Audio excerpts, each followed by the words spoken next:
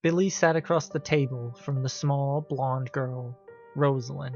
At first her size had made him think she was much younger, but asking around he'd learned that she was a year older than him. 10 years old, and somehow she'd fought off the beast that had killed his father. You're staring again. Her voice was lined with acid and boredom. She closed the folder she'd been paging through and frowned. Sorry. Billy looked away, his hand finding the apple he'd brought with him to snack on. He took a bite and tried not to catch her gaze. Fine. What do you want to know? She sighed and grabbed his apple to snag a bite of her own. Why are we here? Next question. Aren't you scared? Next question. Do you trust these guys? She took another bite of Billy's apple. What happened to your mother? Divorce? Where are your parents? My dad killed my mom. It was a long time ago, so I don't really remember it. But there was something in her face that said she did. Where's your dad? He's around. You'll meet him eventually.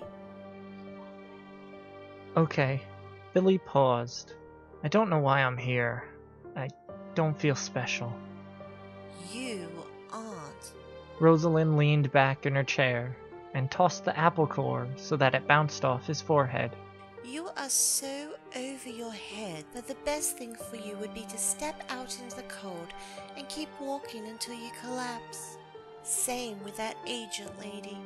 Neither of you belong here. Your hearts are still alive. Yours isn't? I held my mother's head in my hands. I watched her eyes stop seeing me. She tried to breathe, but only blood came out. See, my father had torn her in half. One half in my lap and the other across the room. I cried for hours. Then hours became days. Days became a week. I was 5, starving, and the only food lay on the floor in a crumbled heap. She paused. Maybe my father knew that. What? Billy began to regret his questions. This was not what he had wanted. Your mother left. Your father died.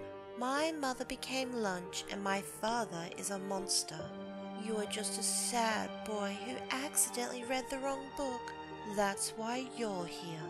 Do you want to know why I'm here? She leaned in close so that their eyes met. Everything about her screamed predator. Her posture, her expressions, everything screamed, "Walk into my trap, little boy." Her breath smelled of old meat, and her teeth resembled fangs. There was something in her eyes, a hunger. Billy began to sweat when he realized that she was thinking about him. No, I don't. She stood up, knocking the chair down behind her.